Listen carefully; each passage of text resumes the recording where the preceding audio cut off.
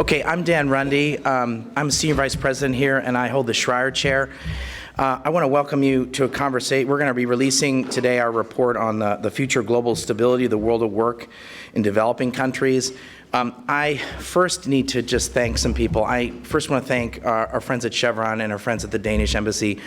I can't thank our sponsors enough. We can't do this work without it. This has been an enormous undertaking. I think it's a very important undertaking.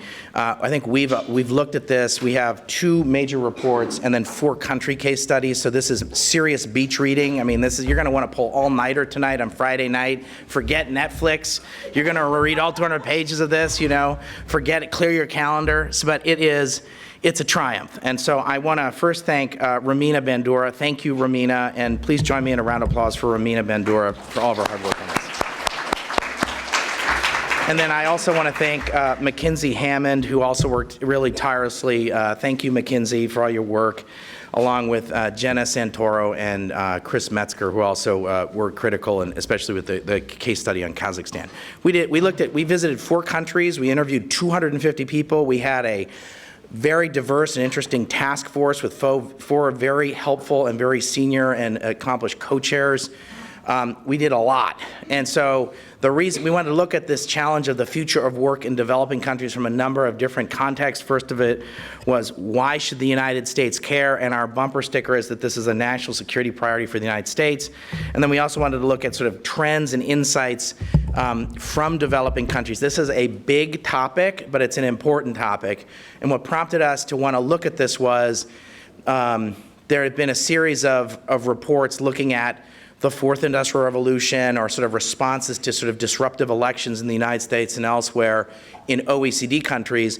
That prompted us to say, that we needed to look at some of these challenges in developing country contexts. And we've got a video, and I know that Romina Bandura's got some remarks. I'm going to just stop and just say that we've got a lot more we want to do on this. There's a lot there's a lot of work to be had. We all got a lot of work to do if we're going to kind of meet the future. My one point would be is we have a lot of agency in shaping the future. This isn't all going to just happen to us. We have a lot of agency, and public policy and laws and regulatory decisions that we make are going to be really critical to how we shape the future. And I'll just stop there. I'll turn the floor over to Romina. Romina.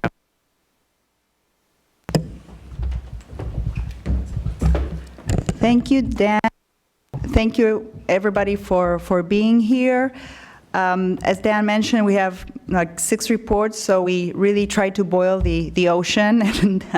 And forgive me if there are a lot of topics that we couldn't cover. But as you know, there are a lot of studies out there that are dealing with the future of work. And basically, the future of work is how the 4th Industrial Revolution will impact labor markets. We stayed away from a title of Future of Work because our bumper sticker is that we need to look at this as a threat to global stability. So we chose the future of global stability, the world of work in developing countries. And we, in the 2 reports, the first one makes the case why U.S. should care about this topic, and the second one is more of like a lit review of what the challenges are in the developing countries and some insights of these 4 case studies. So I just want to say that Alexa did not write the report, so we didn't hire artificial intelligence to do this. And again, thank you, Mackenzie, for your help. Our bumper sticker is, if economies do not produce enough good jobs, and if institutions do not prepare the workforce for current and future needs of the labor market, national, regional, and global stability will compromise. The combination of technology, demographic changes, and informality in developing countries need to be properly managed. We're advocating for economies to create more and better jobs and education systems to prepare the youth now and the future generations. In the reports, we offer some sectors that can, we can't predict the future, of course, but there are some sectors that could offer employment opportunities in the future, including green jobs, the care sector, construction, travel, and tourism, and others. 3 messages, 1 on technology, 2 on demographics, which is very important, and 3rd on job quality. Technology. How will automation impact the overall quantity of jobs? Depends on countries and sectors. The jobs that are mostly threatened are those consisting of, repetitive, routine tasks. Initial estimates on the risks of job losses due to automation have been, we think, overblown out of proportion, but we believe that occupations and tasks will be impacted by technological change. Our jobs are going to change to technology. The pace of technological change in developing countries will be slow. There's costs and benefits of adopting a technology, and it's going to take some years for countries to adopt these fourth industrial revolutions technologies. However, many of the governments that we spoke to do not have a clear strategy on what needs to be done now or in the future. And education systems, unfortunately, are not preparing for youth for the needs of the labor market now. What we've seen from our interviews in these countries is a lot of the initiatives are being taken by the private sector. A lot of companies and industrial associations have skilling programs, and they are really looking into this. So there is room, and we are advocating for a partnership between, the private sector, governments, education systems. Unions have to be part of the picture, and so it's an ecosystem approach. Second, demographics. Based on UN projections, by 2030, there will be more than 3 billion people under the age of 25. They're mostly going to be in Africa and Asia. These people will need jobs, and if they don't find good working opportunities, we will have problems. Third, job quality and current challenges. We believe informality and unemployability of youth are key major challenges now that need to be addressed. The combination of, again, technology, demographic changes, and informality need to be properly managed. And now, please, I'm going to show you, I hope, an inspirational video. It's Friday. I don't want to bum you out, but I hope this is, an inspiration. So please, can we run the video and the audio? Yep.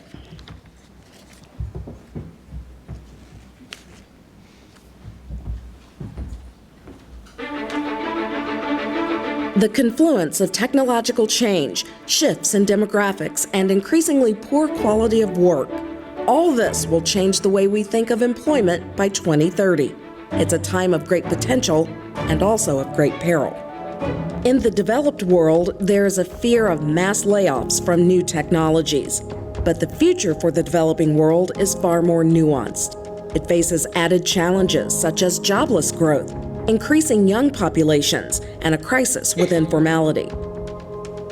If economies do not produce enough good jobs, and if institutions do not prepare the workforce for the needs of the labor market, national, regional, and global stability will be compromised.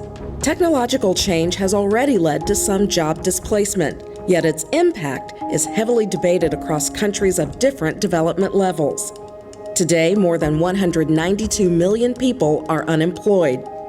About 62 million youth in the developing world don't have jobs. More than 1 in 5 youth are disengaged. They are not employed, in school, or in training. 2 billion people work in the informal sector, outside employment regulations, taxation, and laws. And about a third of those who are employed don't earn enough to get out of poverty. If trends continue, the world of 2030 looks troubling. Asia and Africa will continue to grow exponentially until 2100. The world will have 3.2 billion people under the age of 25 in 2030. Most will live in Asia and Africa. And there will be more than 1 billion people older than 65 who will need care and funded safety nets. A huge task is ahead. Without adequate work, young people are more likely to turn to illicit sources for their livelihoods, including gangs, terrorism, and human trafficking. Countries that don't provide opportunities will contribute to a growing migration crisis. Their populations will flee and seek opportunities abroad. Plus, they will be unable to be meaningful trade partners or international allies if this problem is not managed well. The U.S. can help through better trade policy, investments, foreign aid, the private sector, and its influence over multilateral development banks. These problems cannot be contained regionally.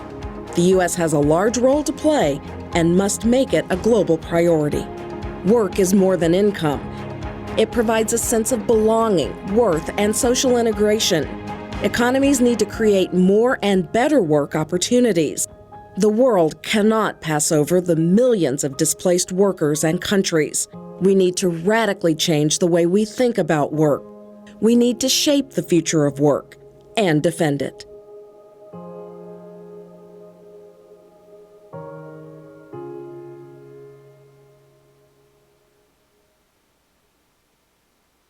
Invite the panelists, please, to join the table.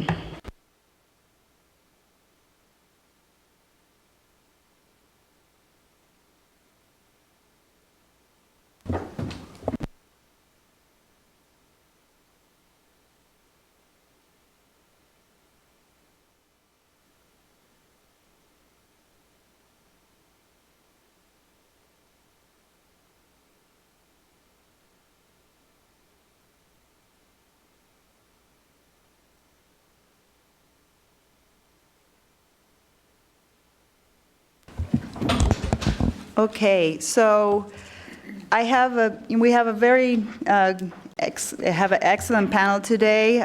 We have Ambassador Dawn Berry. She's a former U.S. ambassador to the Republic of Burundi and former USAID mission director in Nigeria. Heather Culp, executive director for the Niger Delta Partnership Initiative. Laura Ripani, she's principal labor market specialist of the Inter-American Development Bank. Susan Reichley, President and COO of the International Youth Foundation, and Laura Frigenti, Global Head of the International Development Assistance Service Institute for KPMG. Welcome. I want to start with Ambassador Dawn Berry.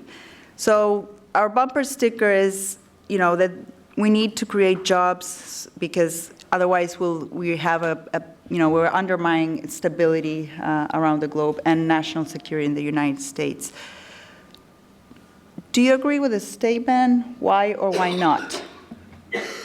Okay. Thank you, Romina, and thank you, everyone, for being here. And congratulations on an excellent report. I wholeheartedly agree with this statement, and having been in Iraq, Afghanistan, Libya, Nigeria, and Burundi, I can tell you that the impact of these issues is huge. I wanted to just focus on a few key points. First and foremost, and to reiterate what Romina said and what was in the film, numbers matter, and where people live matter. So if we go and disaggregate the numbers again, we are at the very beginning of this cohort. Right now we have 60 million youth that need jobs. 15 years, it's 600 million, and in 40 or 50 years, it's going to be 1 billion, just youth. And so when we start to look out to the future, this is an increasing, not a decreasing problem, and I think that that has to be taken into account. This is not going away, so we have to start addressing this now from a U.S. national security standpoint.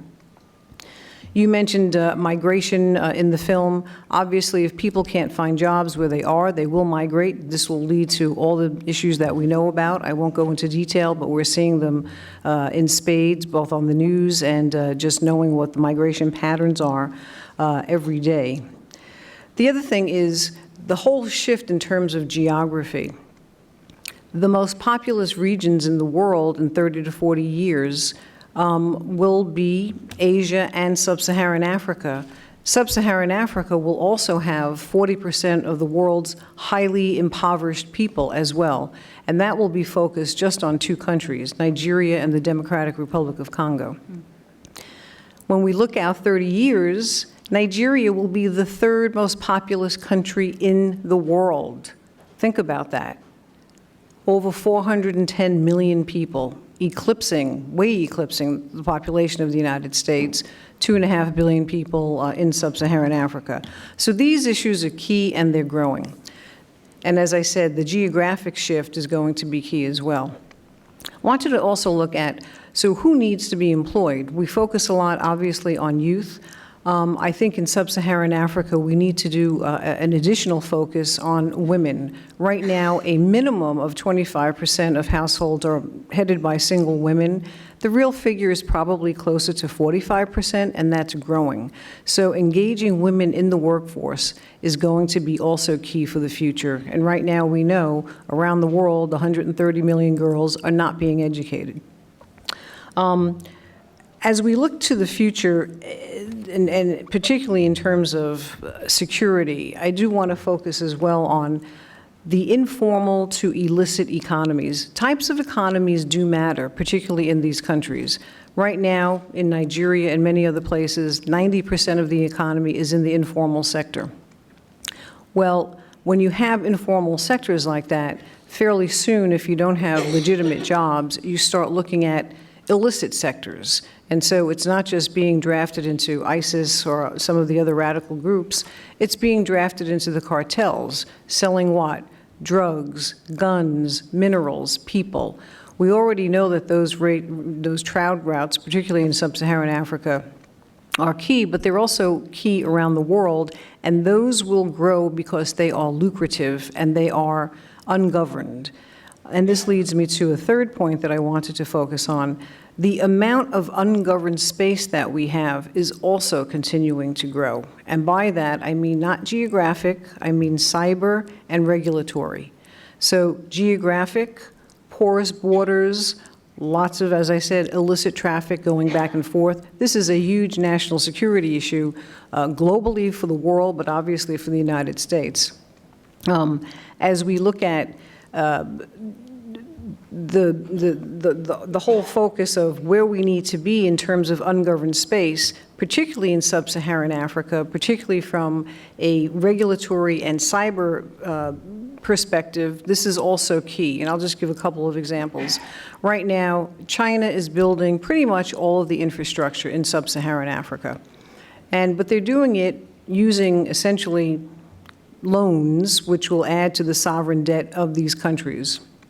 So look out 20, 30 years, most of these countries are going to be beholden to China because their sovereign debt will be spent essentially paying back these loans. So first of all. Secondly, China is building the ICT backbone pretty much for all sub-Saharan Africa. What that means is that they will also have the ability to tap into data across all of these countries. And the United States is losing the advantage because we're not there. And this is happening in a non-regulated environment. So when we look out to the future, to where the United States wants to expand markets, for example, imagine an Amazon or a Google or whomever going to work in sub-Saharan Africa, but being reliant on the entire ICT backbone of China. When we start thinking about this, this is going to be key in terms of national security issues for the United States, because the growth market is shifting in terms of population to Africa, obviously to Asia, but in terms of national security issues, sub-Saharan Africa poses, I would say, the greatest risk, and it's one of the key places that we need to be focused on for the future and addressing many of these issues and working through a lot of the recommendations in the report.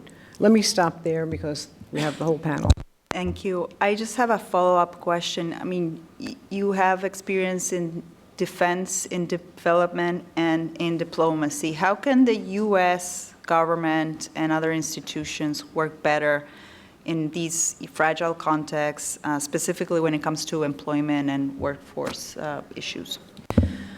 Right. First and foremost, I think we need to make this a national security priority. Right now, we don't have this as a national security priority, and I think that's first and foremost, and that involves the 3 Ds of defense, diplomacy, development.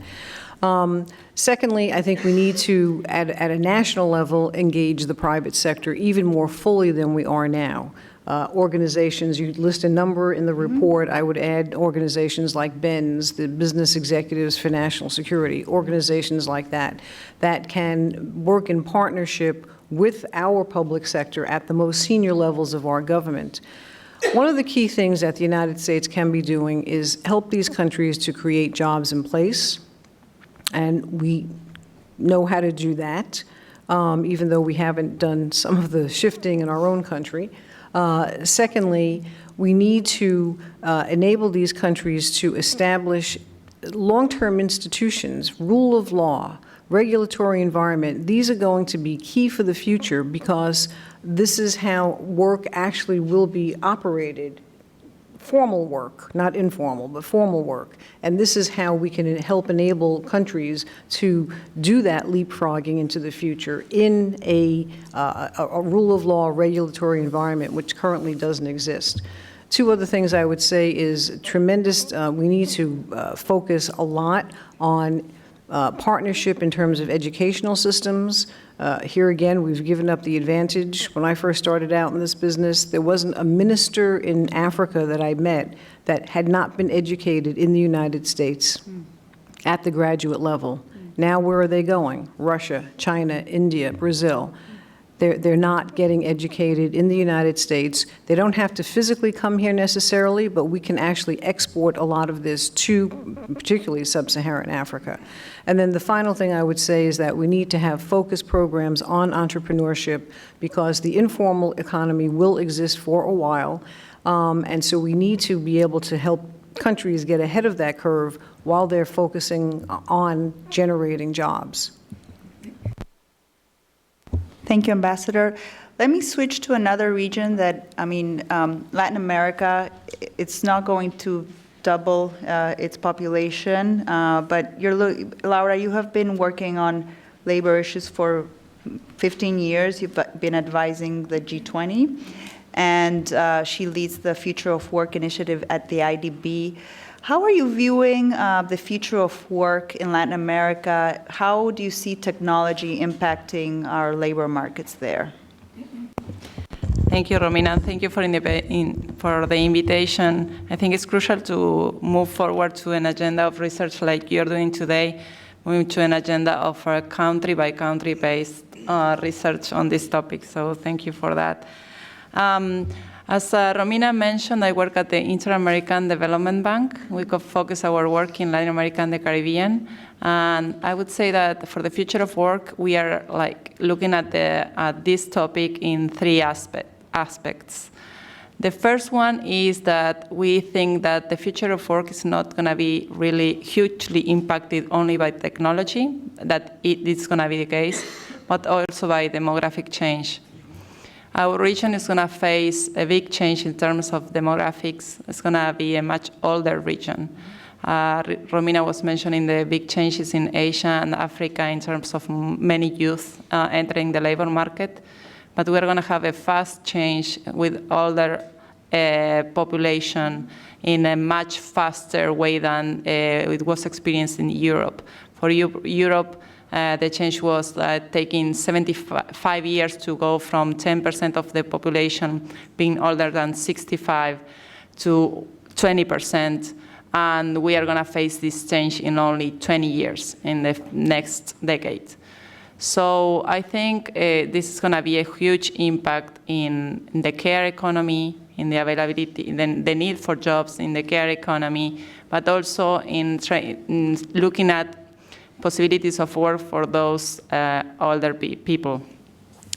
So we see these two main trends that are going to be impacting the region. The technological change is going to be mostly two technologies that are going to impact the region, the automation and artificial intelligence, and also the platform economy. So the Cabifys, Ubers, and all of these platforms, and also those that connect the unemployed with job opportunities. So these are the two main technologies. The second point in terms of how we view the future of work for Latin America and the Caribbean is that we are quite optimistic in the sense that the adoption of technology in our economies come at a much slower pace than in the developed world. So we think we have a little bit of more like maneuver or like a window of opportunity to put the policies in place to maximize the opportunities that technology brings and also minimize the risks that it imposes. And the third thing is about solutions. We really think that it's the technological change is not like a natural disaster, like a tsunami that's going to come over us, but this is something that we can really shape. And technology is not, we don't have to fear technology, but embrace technology to make it part of the solution. So how to put technology to work for the solutions. And for solutions, we think that this is very much like an integrated effort that has to come from the individuals, but also from the private sector and the public sector. And for the public sector, to finish my remarks on this, we think that there are three things that are very, very important to do. One thing is to support transitions of workers between jobs, because people is going to move much faster between jobs, and they are going to have many jobs at the same time. So supporting with information about what are the job opportunities and helping these transitions is going to be fundamental. The second one is supporting lifelong learning, not only coming from like studying and then working to a much more fluid learning system where everybody can improve their skills during all the life cycle. And the third point is social protection. We have to rethink social insurance, social protection to be able to support workers. Now that the gig economy is starting to take in a bigger place in the economies, we need to insure people for their risks, and we have to really think the way we think about social protection in our countries. So this is mostly how we think about this topic. Just a follow-up question. You talked about, lifelong learning and skills of the future.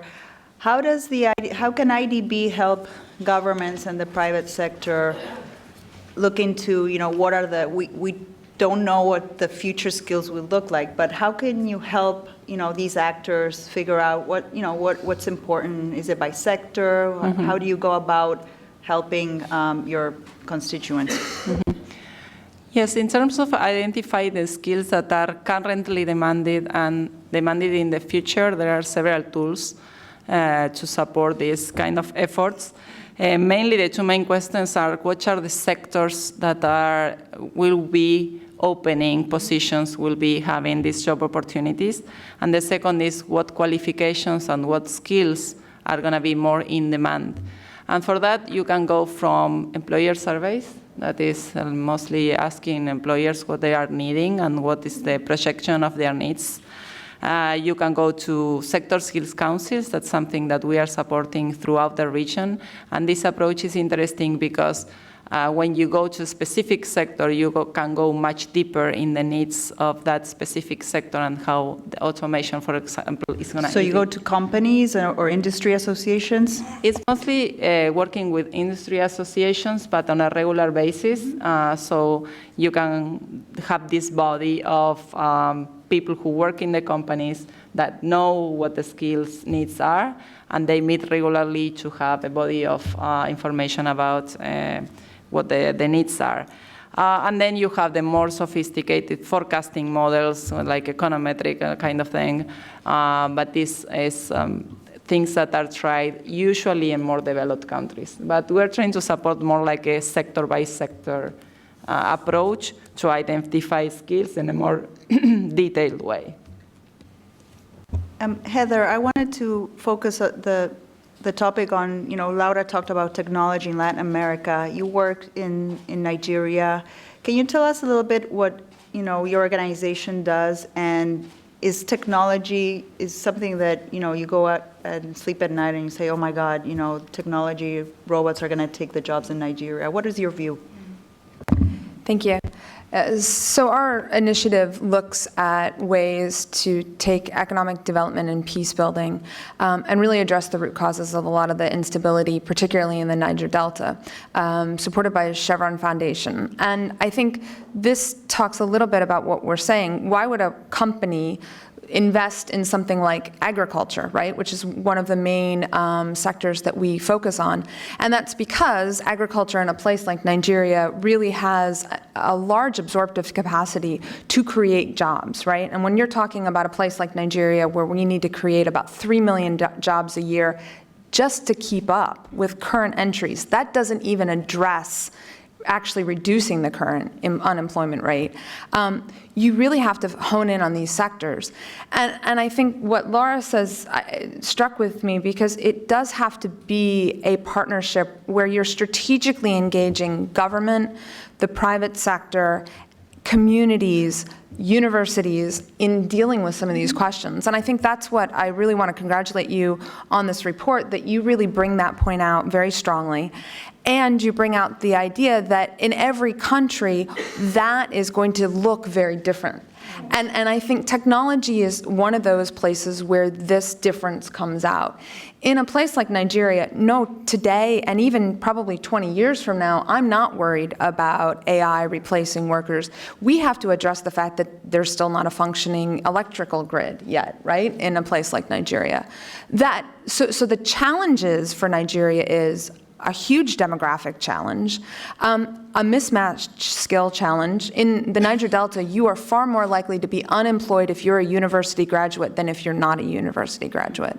Okay, so what does that say? That says that the universities are not matching skills to the current needs. And this goes back to that point. Why is that? Because there isn't a link. We're not treating the private sector and universities as partners in looking at solutions for this.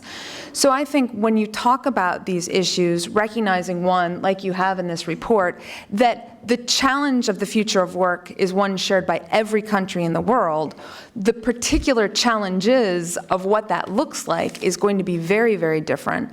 And we're going to have to think about what are the strategic partnerships in each country that's going to create the solutions for that particular country. And in doing so, looking at ways to really engage the private sector in either as a demand-side partner, like Laura said, going out and asking them, well, what do you need? What are the skills? Where are the jobs coming from?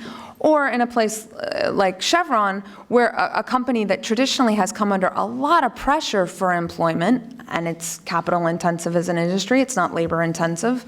So then looking at ways to be creative about engaging those companies to say, right, maybe if we can't employ lots of people in your industry, are there ways we could work with you to get that private sector background, that notion of what skill sets are, and look at creative ways to engage? So talking about partnerships, we talked about youth, we talked about skilling. That looks like IYF's bread and butter. So Susan, IYF has been, the International Youth Foundation has been working on these issues for the last 25 years. How do you build these partnerships, and what constitutes success in youth skilling? Yeah, well, first, congratulations. It is just wonderful to see the attention on this issue. And as you said, Romina, many of us and IYF having really focused on this for almost 30 years, and to see the attention and just the partnership, because it does come down to partnership. Ultimately, these are big, big issues we're grappling with. 60% of children who are entering primary school will be working in jobs that haven't even been invented yet. So we try, and we've partnered with IDB on incredible programs like Enter 21 and NEO, and really trying to work on the skills mismatch and aligning it, and tremendous success. But we have a huge challenge ahead of us, and so it's wonderful to see this focus and this attention. And has been said, it's not just important, obviously, for economic reasons, but really because of stability. So I think that's outstanding that you focused on the issue of stability, because employment obviously provides not only income, it also provides dignity, respect, a sense of belonging that is absolutely fundamental. So while we have big challenges, we also believe this is solvable. This is something that we know that if we partner and if we all work together, we are going to even have a better future than what we currently have. And not only do we believe that, most importantly, the young people who we work with, and I'm just going to point out our Global Youth Wellbeing Index, where we looked at data, publicly accessible data across the globe, as well as the Millennium Viewpoint Survey taking in youth voices. They're optimistic. We're optimistic. They believe in a better future. And why is that? And it gets back to the point that you said. It's really about the partnerships that we have seen have worked across the globe. And I want to give also a shout out and thank you for focusing on Kazakhstan, not a country that often gets a lot of attention. And our partnership there with Chevron as well, focusing on science, technology, engineering, and math, these fab labs that we've been able to create in a very remote region of Kazakhstan, in Ataral, where there aren't a whole lot of opportunities. And it wasn't just a public-private partnership. Most importantly, it involved the local government. It involved parents who were coming with their children to see what they were learning and how they were learning, and really investing in their future. And ultimately, just a couple points we would want to make about that we can't predict what the next job will necessarily be, but there are some fundamental skills that we know are absolutely critical to success. Obviously, problem solving, teamwork, critical thinking, leadership, all of these things that we can actually invest in and are durable. They will continue regardless of what the next gadget is beyond the iPad or the iPhone, and that are really indicators for success. And we were talking beforehand about the importance of investing in these skills, as well as we know digital and working in a more mobile environment. Not just because people will be going more from job to job, but also they're traveling more. So language skills and the ability to adapt and to be resilient, and focusing on these things, not just through our public institutions and with the private sector's help, but really a community-based and an ecosystem approach, which is absolutely fundamental. Laura Fragenti, you recently came back from Bali from the World Bank meetings. You were at the World Bank for 20 years. You headed the Italian Development Agency for cooperation, and now you're at KPMG. Can you give us a little bit of your views on this topic, and what can different stakeholders, how can they tackle the challenge of the future of work? Sure, and thank you, Romina, and I also want to congratulate you on the report that I liked particularly because it's a report that actually I found it very honest, that raises questions and is humble enough to say that we do not have the answer. And I think that one thing that to me seems very clear is that we cannot just talk about future of jobs in isolation, because there are so many other variables that will have a very important influence on the future of jobs. What is going to be the global position on trade? What is going to be the political position of individual countries that have been absorbing excessive labor on global mobility? I mean, if I think about my own country, Italy, that is a country that has lived for decades on exporting, unskilled laborers to countries that needed it, allow them to learn on the job, produce income, and recirculate that income into our economy. Had that situation happened now, well, the future of Italy would be very different, because we would have not been able to actually enrich ourselves with that wealth of experiences and, and values that has been produced by our labor that we were able to export abroad. So I think that the one thing that we know is that we don't know where we are going to be, because the reality is that there are so many geopolitical variables at this stage. I think that there are a few things that we do know. The first one is that the concept, the definition of good jobs as a job that was in the formal sector, heavily structured and coming together with a heavy package of benefits, is a job of the past. And I'm very sorry for the future generation, having been someone who benefit from that, but that is a reality. The second thing that we know is that the concept of job for life doesn't exist anymore. The idea that you just join a company and that you build your entire career working there is just not going to be the case in the future. People that enter the labor market now will have to move 2, 3, 4, 5 different jobs. I mean, and that is going to be the new normal. And I think that that's an important thing to take into account. The reality is that the technology has generated enormous opportunities for people, but in informal sectors. I mean, if you think about, the many people that, are accessing the labor market now through the platform, and many of you mentioned that, they are accessing a much more uncertain type of professional future than, we did when, for example, got a job in a company, a corporation, an institution, the government, et cetera, et cetera. And I think that, they have to learn how to live with that volatility. Some of them, and I think that there has also been a change of mentality, seems to actually enjoy that. I think that flexibility, for example, when I talk to millennials, seem to be a value that is very important for them, which wasn't, for example, for my generation. Stability was the most important value for my generation. So I think that the coping skills and the coping mechanisms are also going to be very different. So these are all the things that we know that they have changed. We also know that the idea of education as, something that just happens at a certain time of your life and then qualifies you for a job for life doesn't exist, because the changes in labor market are so quick that definitely, you will have to keep upgrading your skills on a regular basis.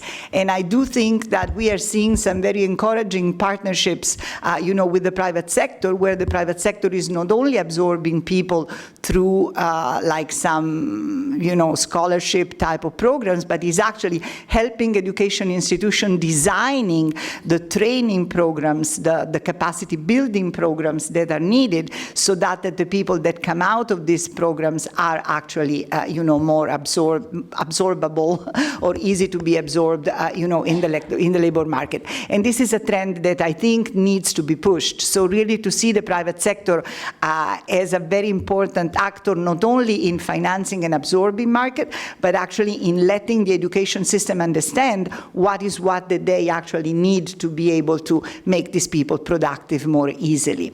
So with all this uncertainty, I think that, there are a few things that to me seems to be, important to keep in mind. The first one is that we are not going to have the one model for the labor market that we used to have, in the past. We are going to have different models that need to adapt to the reality of, individual countries. And I think that the report that, we are presenting today, which is based on 4 individual case studies, if you have the time and the interest to actually go beyond the general report and look at the 4 individual case studies, you will see that the context, the situation, and some ideas of solutions are very different for individual countries. And probably this is where we are going to go. So I think that another part that I liked is that to anchor, analysis of the labor market in the concrete case studies of individual countries is something where I think, we need to continue going,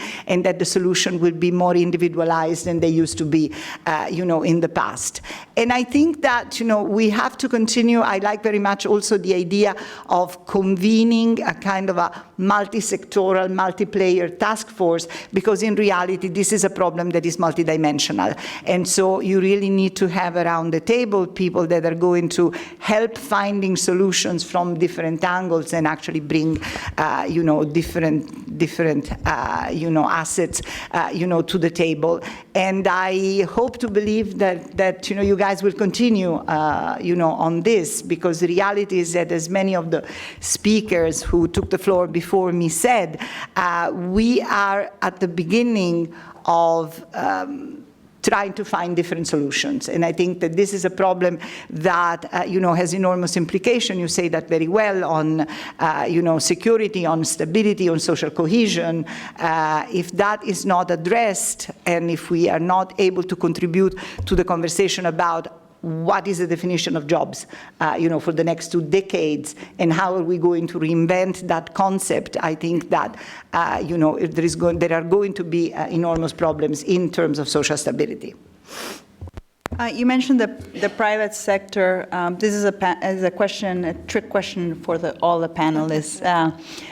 What do you see the role of the private sector beyond, it's 90% of the jobs are created by the private sector. What do you see the role in education systems? I went to many of these countries and met the education ministries, and sometimes I got really allergic reactions to the question of, are you talking to companies? I know, education is not just about preparing people for the labor market. It has another purpose as well. But what would you like to see about the private sector in this future of work agenda?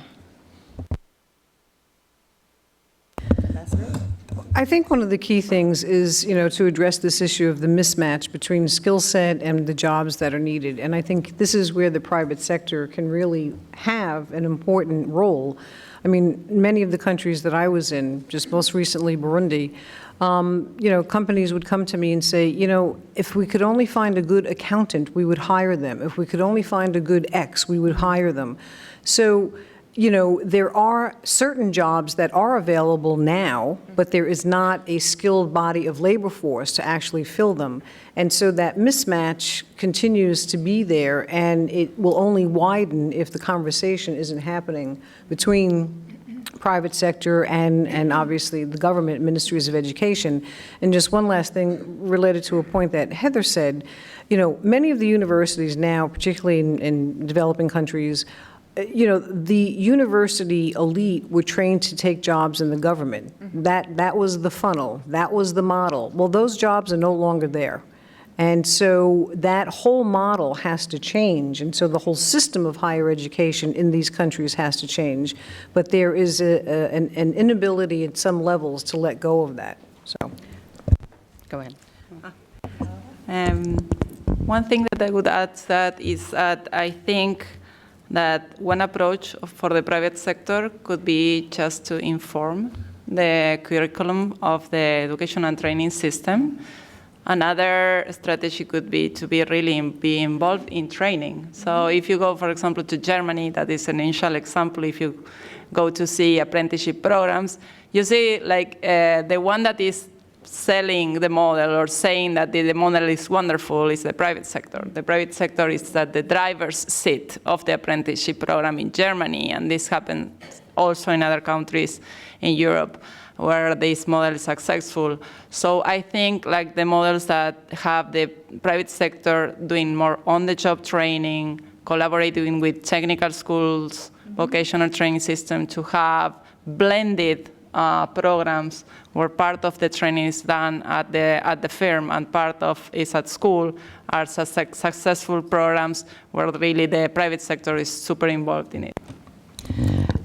Yeah, I wanted to make a comment about the importance of vocational and technical training, which often has a stigma, and yet it's absolutely critical for the majority of the world's youth in order to gain skills in order to be employed. And just to give you a concrete example of where often information doesn't get to the young person, but it doesn't get to the family, because the family is a critical aspect of why young people enter into work. And so in Mexico, a program, actually it started under USAID, it was called Rutas, and it focused in on a vocational education system and matching young people to where the jobs were. So we were able to work within the system in order to identify where the jobs were, but the young people were actually going into technical areas where there weren't jobs. So it was simply getting the information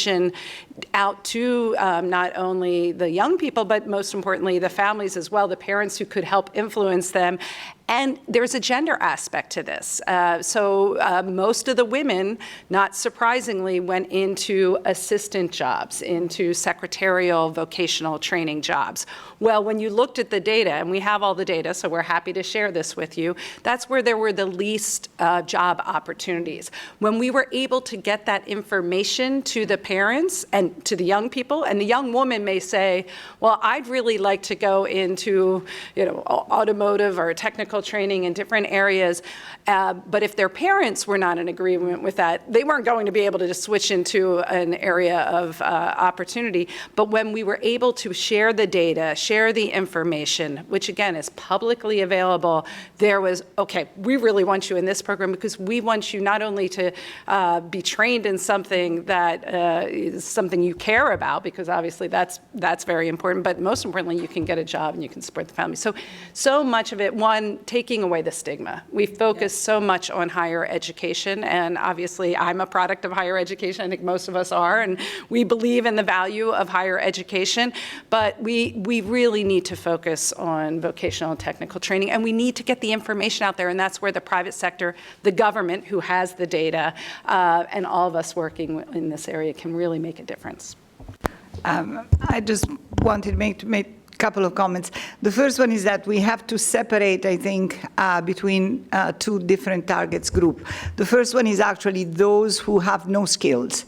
And here you really need to have a public action that decides to partner with the private sector.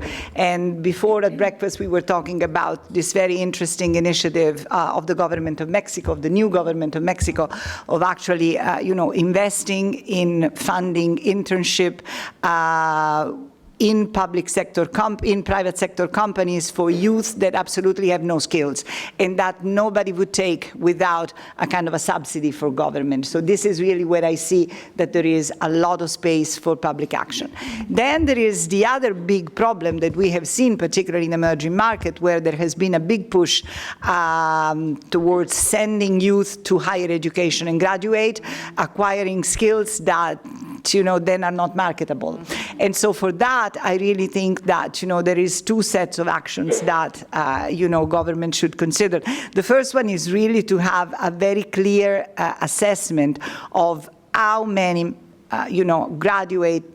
people graduated in, I don't know, liberal arts or economics, et cetera, they need and they are going to absorb, and to try really to, limit the number of people that, have access to this type of curricula.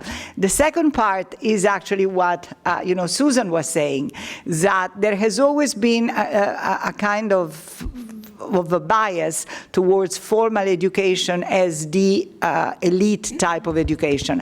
And probably it is in terms of the kind of things that you learn, but in reality is that in terms of concretely helping you to become productive and, find a purpose in life and be able to contribute to society, there are many other type of curricula that are actually more important. And so to do some social program, some program that helps destigmatize, I think the fact that if you don't go to university, you are still equally brilliant. You can be, a great contributor to society without, having gone to university. I think that part is also, very important. So let me go back to the Future of Work initiatives. There are many initiatives out there. The ILO turns 100 next year. They have a commission. The World Bank just launched their flagship publication on the future of work. We have also, IDB working on this topic. USAID, not so much, and another institution like the Council of Foreign Relations and McKinsey. Now, Laura, this is a question for you. I know that each institution has taken a different approach. They diagnose the problem in different ways and have their own solutions. But if you were appointed to lead a sort of MDB-ILO task force, what are like two things that these institutions can work together, and that is needed in your opinion?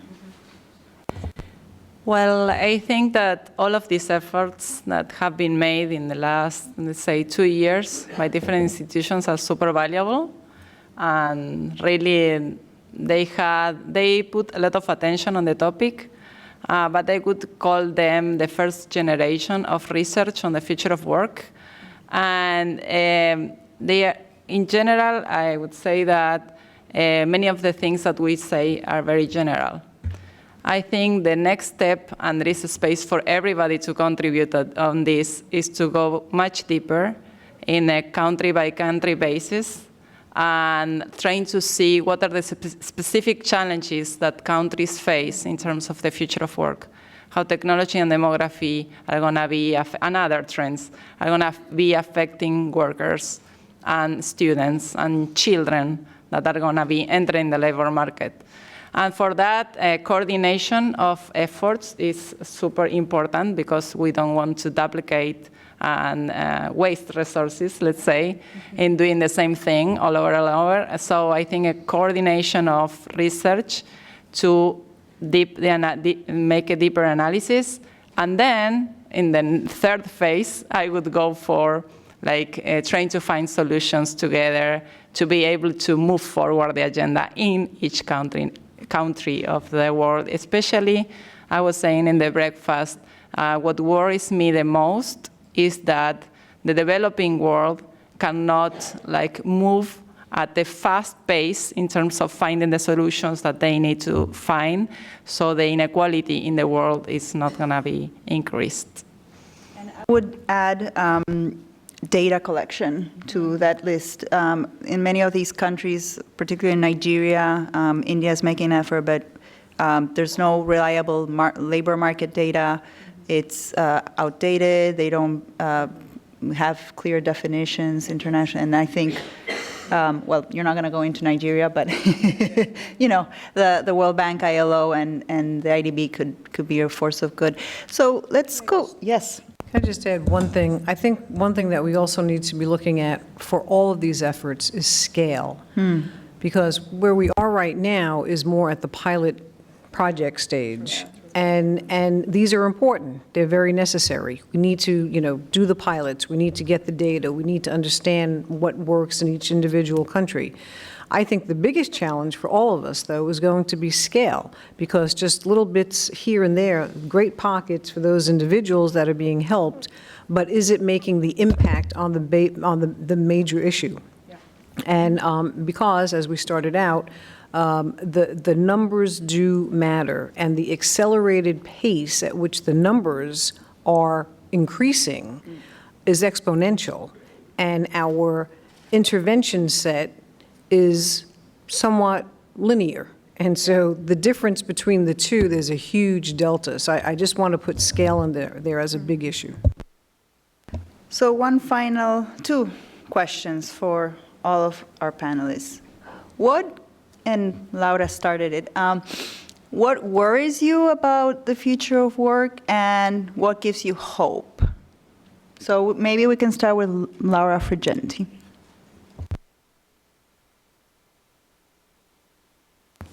What worries me the most is actually the social protection dimension, I have to say, of the fact that so many people will be moved to jobs where there is not any kind of provision for their old age. And because of the demographic and the process and the progress made, in medical studies, etc., they will have a very long life ahead of them. And how are they going to, provide for themselves? And I think that, the international community at large has been very good in terms of finding very creative and innovative ways to, for example, provide financial services to segments of the population that would have not had access to that otherwise. I mean, let's think about all the microcredit, microfinance, the fincas and the acción, et cetera, of this world. Well, we need to put our heads together to think about how are we going to build social protection system for those that are not employed in the formal sector. That part worries me. The other part that worries me is the stability dimension. I mean, I think that everybody has, highlighted that point. Let's forget the income part of jobs, which of course is important, but let's assume that at some point government had enough resources to actually, through social protection and transfer system, be able to take care of the needs of everybody. Still, we will have, people that are dissatisfied, unhappy, that have lost sense of purpose, that do not have a sense of belongings, and that can go in all sorts of very dangerous direction. What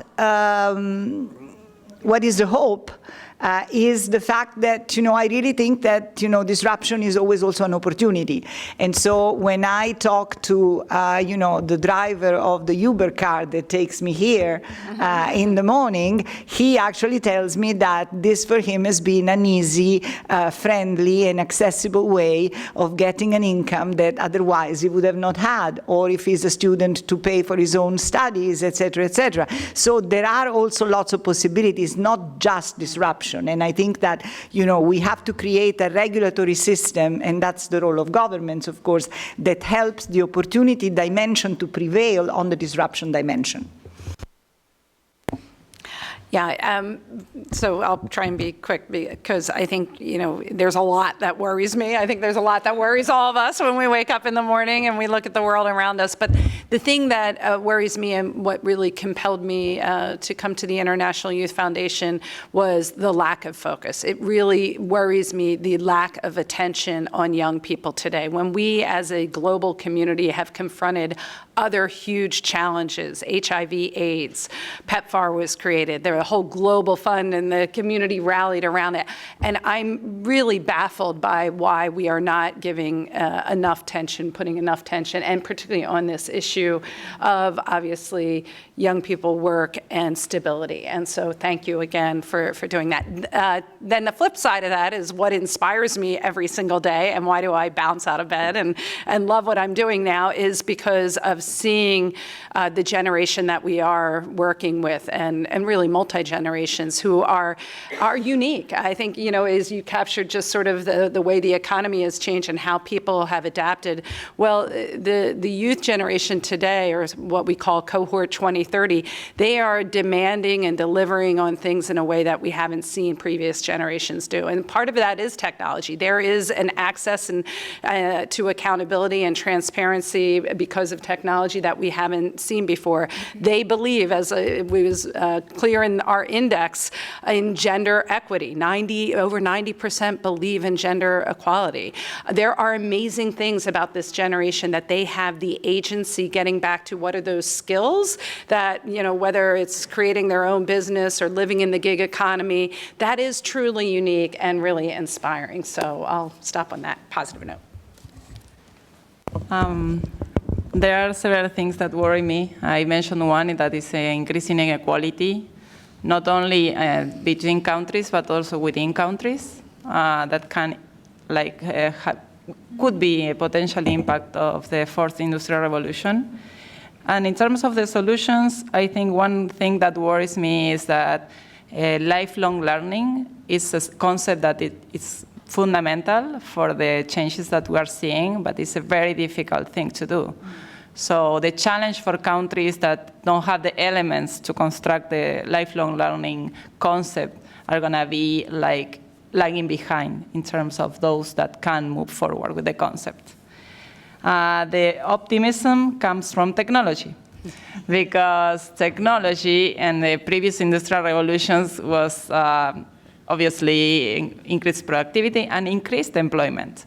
So we should focus on the possibilities and embracing technology as for all the economies, but especially for the developing world.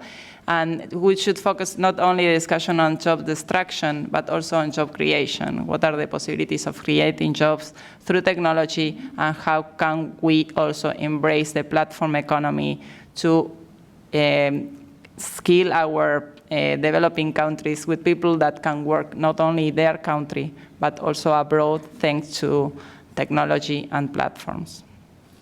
Thank you. Heather? I think I'll pick up on something that the ambassador said.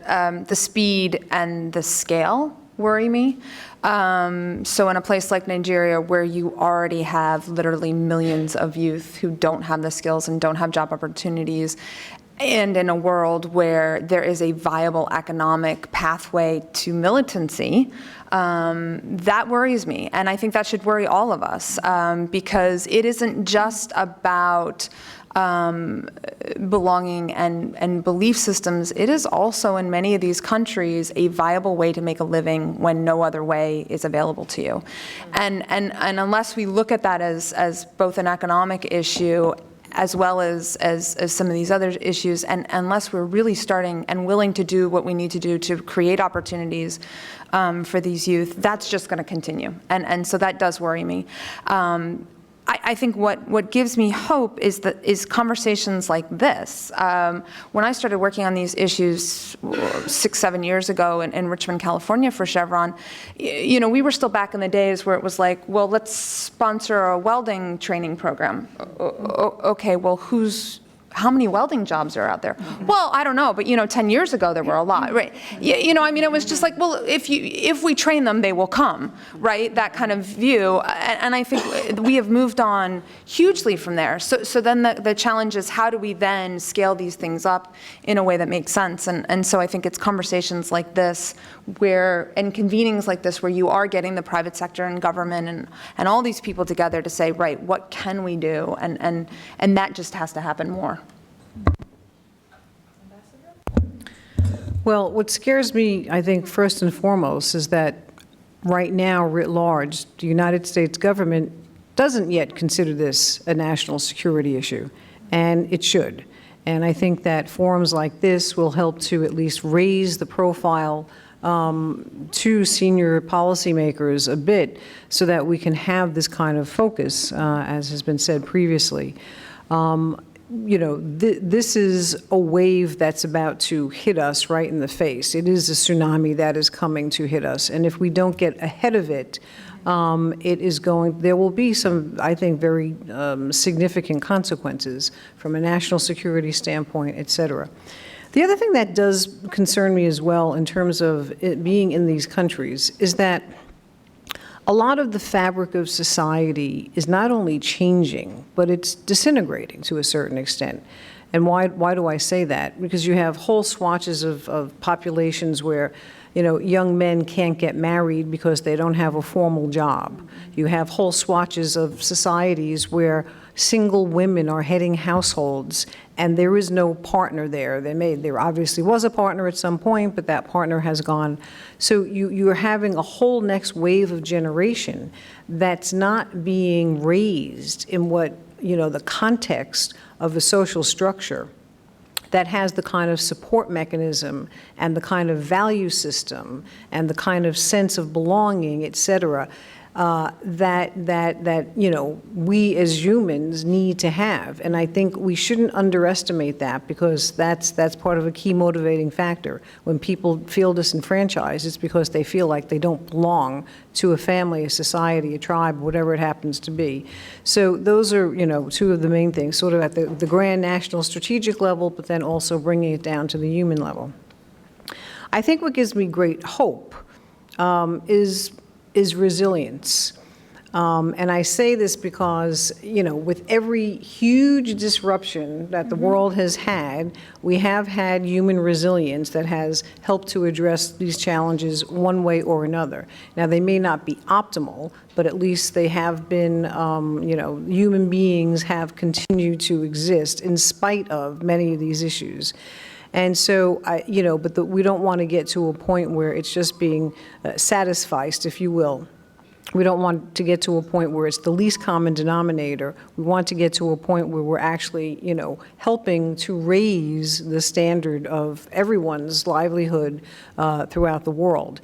However, I do think that resilience is key, and having, as many of us have, lived in many countries that are absolutely poverty-stricken, and you wonder, how do people get up every day and exist at all? Because, I think back to many of us, we would be absolutely crushed. You go to the Sahel, any place, and I would say, boy, if you drop the average whomever here, how long would they last? Maybe a week? A day? And yet these people survive because there is an ingrained human resilience to do that. So I think that that's one of the things we have to capitalize on for the future. Well, thank you. And for all of you that don't have any weekend plans, you can, spend the weekend reading our reports. You can start tonight if you're not going out. So I want to thank all the panelists for your wonderful insights. Please join me in a round of applause.